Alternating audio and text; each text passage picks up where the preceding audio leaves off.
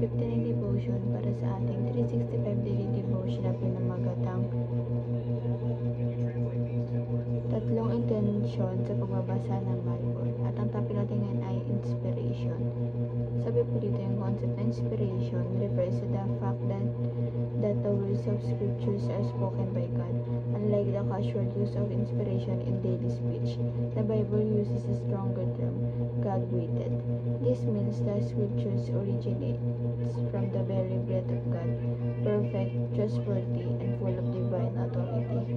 Every word in the Bible carries His voice, His truth, and His purpose for our lives. At ang Bible verse matatagpuan sa 2 Timothy chapter 3 verse 16, all scripture is breathed out by God and profitable for teaching, for reproof, for correction, and for training in righteousness. Sa Tagalog po, ang lahat ng mga kasulatan na ikinasiyahan ng Diyos at magpapakinggan sa pagtuturo, sa pagsaway, pagtutuwid, at sa pagsasanay sa katuwiran. Ang teachings mo tingin ay number 1. The Bible is a faithful copy of the original. Ito po, ang Biblia pala, kopya to ng pagiging pananampalataya natin Panginoon. Copy to. Ibig sabihin, yung mga nagsulat natin, mga propeta, diba? Yung mga sinaunang tao natin kasama ng ating Panginoon. Tawag ito, may tawag kasi doon, hindi talaga ganyan kaganda yung Bible dati. Diba, iba naman kasi papel nila sa papel natin ngayon. Parang ganun. Pero ibig sabihin na iba yun.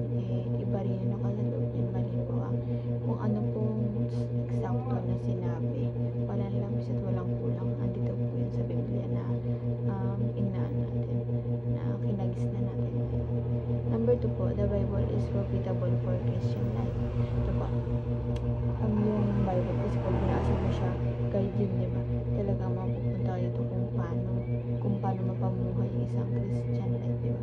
Yung guide natin na kung paano ba tayo mag-act, paano ba tayo makitungo sa ibang tao, at kung paano lahat ng aspeto sa buhay natin. And number 3 po, the Bible is our training manual for godliness, diba? Yung Bible, ang training manual natin siya. Kasi nga diba, sake ng ating Panginoon nagkatawang tao. Ayun, kaya siya nagkatawang tao rin upang bukod sa iligtas tayo, upang may guide rin tayo na para siya talaga yung literal na manual natin kung paano talaga maging mabuti isang tao. Diba, parang ang layo ng ugali natin sa ugali pinakita niya nung nagkatawang tao siya. Kaya yun, dapat talaga yung magiging guide natin. Dapat mag-push through tayo na basahin yung Bible kung ano pa ba yung mga nakakaligtaan natin na gawain. Para maging reminder sa atin na ang layo pala talaga sa ating Panginoon.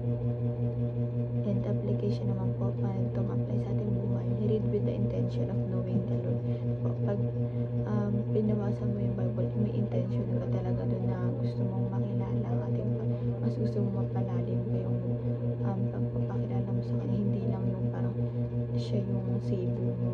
Diba? Hindi lang gano'n. Dapat malalim pa. Kasi pag nilalima mo ba yung pangunawa mo sa Kanya, madami ka pang discover, diba? And madami ka pang matutuklasan talaga na ganito pala ganyan, na mamamangha ka, na parang may ganun pala siya. Number 2 po, read with the intention of obeying the Lord. Ito po, sa pagbabasa ng Bible, may intention tayong sumunod, diba? Hindi lang tayo nagbabasa, kailangan with action din, kailangan may kaakibat na pagsunod to, kasi parang useless yung pagbabasa natin kung hindi natin siya sinusunod. Kailangan pa yung babasa tayo, parang nasa mindset natin na intention natin yun na sumunod sa Kanya. And lastly po, read with the intention of growing in the Lord. Po, sa pagbabasa, kailangan ma-intention tayo na mag-grow tayo sa ating Panginoon, yung relasyon natin sa Kanya. Kailangan palaguin natin. Dapat hindi lang pansarili natin yung pinapalago natin, at yung relationship natin sa ating Panginoon, at sa kahit anong relationship, dapat nag-grow tayo.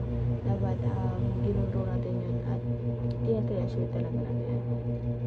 And syempre, masalo po sa relasyon natin sa ating Panginoon. And yun naman po ang aking